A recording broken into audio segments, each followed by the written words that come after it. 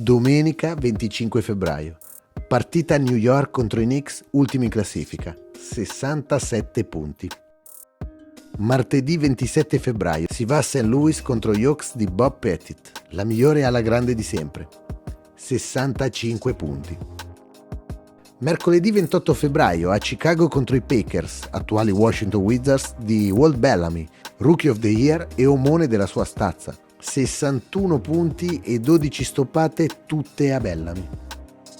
Giovedì 1 marzo, riposo, o si fa per dire. Come vi ho raccontato nel documentario sulla sua vita, Wilt era il classico viveur, amante della vita mondana. Per dirla con termini delicati, faceva tappa fissa nei locali newyorkesi del Cotton Club e Small Paradise, del quale divenne proprietario. Infatti viveva a New York proprio per avere a portata di mano la sua amata vita notturna, ma giocava a Filadelfia, a circa 3 ore di distanza. Gli allenamenti erano programmati sempre nel pomeriggio e comunque non sempre si presentava. Quando c'erano le partite però non poteva esimersi.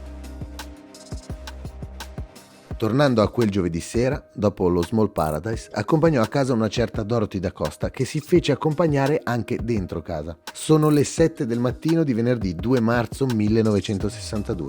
Alle 11 Wilt Chamberlain sta prendendo un treno che lo porterà a Hershey, una piccola località della Pennsylvania, capitale del cioccolato, dove la squadra dei Philadelphia Warriors gioca 2 o 3 volte l'anno. Questo pomeriggio dovranno incontrare di nuovo i New York Knicks.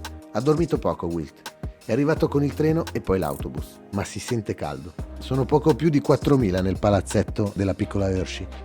Il centro titolare dei Knicks è infortunato. La sua riserva, dopo 10 minuti, ha già commesso 3 falli e si va a sedere in panchina. Per tutta la partita Wilt verrà marcato da giocatori che gli arrivano al massimo alla spalla. Inoltre, i canestri della piccola arena non sono sicuramente di nuova generazione e, a causa dell'usura, i ferri sono diventati abbastanza assorbenti. In più quell'anno Wilt tirava i liberi dal basso, infatti ne metterà 28 su 32.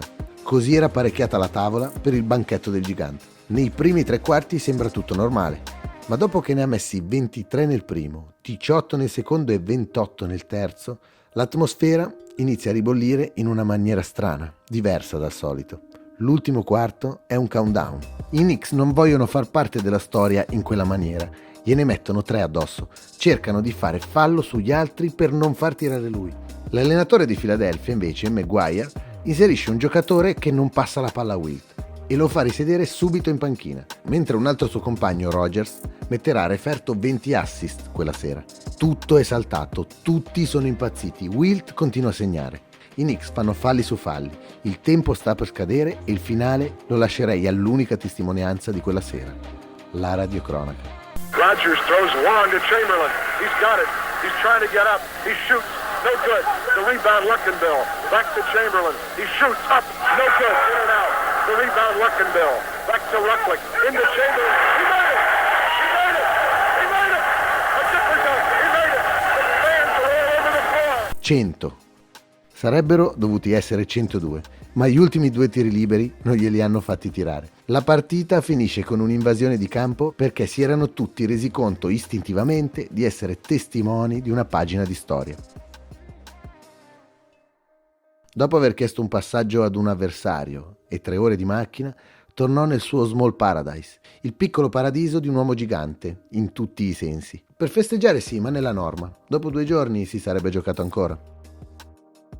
Ma c'è un'altra testimonianza di quella sera, una foto, visto che l'unico fotografo presente se n'era andato via al primo quarto, soddisfatto del suo lavoro. Una foto fatta da un papà che aveva portato il proprio figlio a vedere una partita di basket per il suo compleanno. Quel papà si chiamava Paul Vettis, futuro premio Pulitzer grazie alla fotografia fatta da Eisenhower con JFK. Andò in macchina, prese la macchina fotografica, mise l'occhio nel mirino e regalò a tutti un pezzo di cultura pop americana che mostrava un ragazzo di colore all'inizio degli anni 60 come il dominatore indiscusso di uno dei principali sport americani. Non era mai successo e molto probabilmente quello che è successo a Hershey, Pennsylvania, il 2 marzo 1962 non succederà mai più.